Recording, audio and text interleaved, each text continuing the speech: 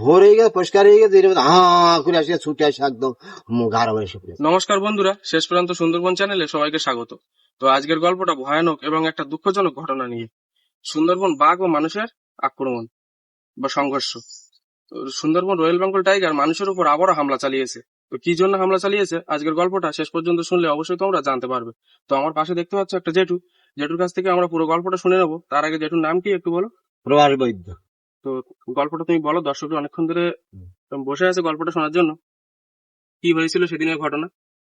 আমরা চামটা গামটায় ছিলাম, ওখানে 3-4 দিন ছিলাম, থেকে ওখানে মাছ ধরে আমরা আছি গাজীর মধ্যে এসে তখন টিপটাপ করে বর্ষা হচ্ছে, হতিলা একদম শুক্রবার সেই দিন। তা আমি বললাম যে চলো টিপটাপ করে বর্ষা হচ্ছে, আচ্ছা আমরা বাড়ি চলে যাবো। তা আমাদের নৌকোর যে মালিক, সে বললো যে না, এখন আজকে যাওয়া হবে না, কালকের একটা খেমন মেরে চলে যাবো।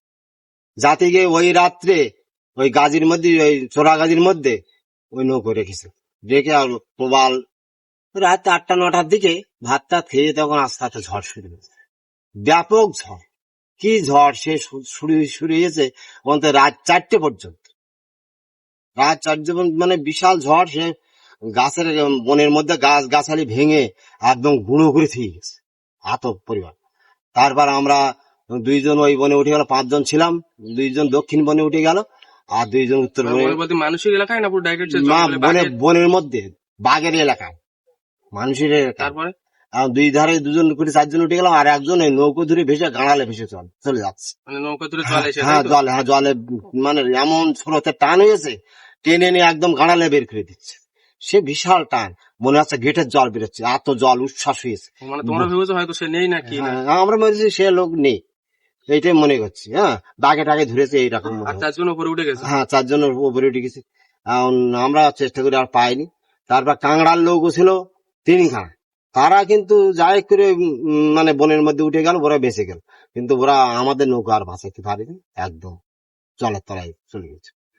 তারপরে আমরা বনের মধ্যে গেলাম, গেলে তখন ওই আমাদের ওই পারে 2জন গেল, আর আমরা এই ধারে 2জন, এই 4জন লোক আমরা ভোরবেলা 4:30-4টের দিকে কাংড়ার লোক তখন লাইট মারতেছে, মারতি যে তোমরা বনের মধ্যে থেকো না, আমাদের নৌকোর ধারে এসো। এরই মধ্যে চিত্ত শিকদারের সওয়াল ছিল, ও তখন ওই বাঘে এসে হামলা দিয়েছে ওই রাত্রে, মানে রাত 4টে নাগাদ হামলা দিয়েছে দিলি। তখন আমরা কি করে বাঘের সঙ্গে বিশাল লড়াই করতেছে লাঠি দিয়ে, ওরে যাই করে জীবনটা নিয়ে ওদের ধারে গিয়েছিলাম, সেই কাংড়ার নৌকোর ধারে গিয়ে তাই জীবন বাঁচাই। তার সেই চিত্ত শিকদারের ছাওয়াল, তার নামটা ঠিক জানি না, ভালো নূতন একবার গিয়েছিলাম তো, তা ওই সেই ধরে নিল, বাঘে ধরে নিল। তোমাদের চোখের সামনে বাঘে নিয়ে গিয়ে? হ্যাঁ, চোখের সামনে বাঘে নিয়ে চলে গেল। তারপর আমরা কি করি, আরেকটা লোক হরিপদ বলে, সে লোকটা এই গাঁড়ালে ভেসে গেছে। কিন্তু আমরা চেষ্টা করছি যে নৌকো টোকো কোথায় আছে, ওই কাঁড়ার লোক বা ওই আমাদের লোক যা 4জন ছিলাম, 3জন-4জন ছিলাম, ওরা আমরা চেষ্টা করতে পারলাম না ওর মধ্যে। তারপরে মানে বেলা 9টার দিকে আমরা তখন বেরিয়ে চলে যাচ্ছি, বাড়ি চলে যাচ্ছি, ঝড় থেমে গেছে, বাড়ি চলে যাতে এখন হাঁক দিতে চলে যাচ্ছে, হরিপদ বলে হাঁক দিচ্ছি, কিন্তু উত্তর পাচ্ছেন। তার যখন গাঁড়ালে বেরিয়ে যাচ্ছে ওই মুখী গিয়ে তখন বলছে তুমি একটু জোরে হাঁক দাও তো, জোরে। তখন তোমরা নৌকো তো পাওনি তাই তো? না, নৌকো তখন পাই। তা আমরা ওই ইয়েতে মানে কাংড়ার নৌকো, ওদের নৌকোয় অন্য নৌকোয় যাচ্ছে, আমাদের নৌকো নেই। কাংড়ার নৌকোয় ওরা আমাদের নিয়ে যাচ্ছে বাড়ি। এই করে তা আমরা ওই বাড়ি আসলাম। ওরা 3টে নৌকো, তা ওরা আসলো আমাদের সঙ্গে, গিয়ে ওরা আর মাছ কাংড়া টাংড়া ধরলো না, আমাদের নিয়ে বাড়ি আসলাম।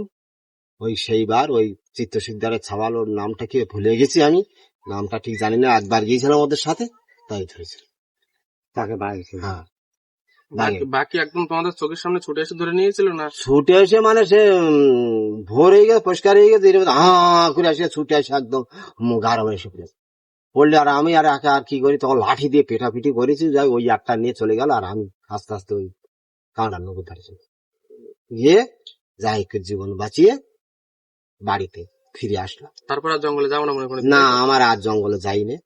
আমার বাবা একটা সয়না দেখেছিল যে তুই আর জঙ্গলে যাবি না কোনোদিন, তাই আমি সেখানে যাওয়া বন্ধ করেছি। করে এই পর্যন্ত আমি আর বনে কোনোদিন উঠি। এই আমার গল্প শেষ। তো তোমরা গল্পটা সব শেষ পর্যন্ত শুনলে, গল্পটা ভালো লাগলে অবশ্যই একটা লাইক দিয়ে চ্যানেলটা সাবস্ক্রাইব করে রাখবে, তো পরবর্তী ভিডিওর আপডেট পেতে। তো আজকের ভিডিওটা এই পর্যন্ত, দেখা হচ্ছে পরবর্তী ভিডিওতে।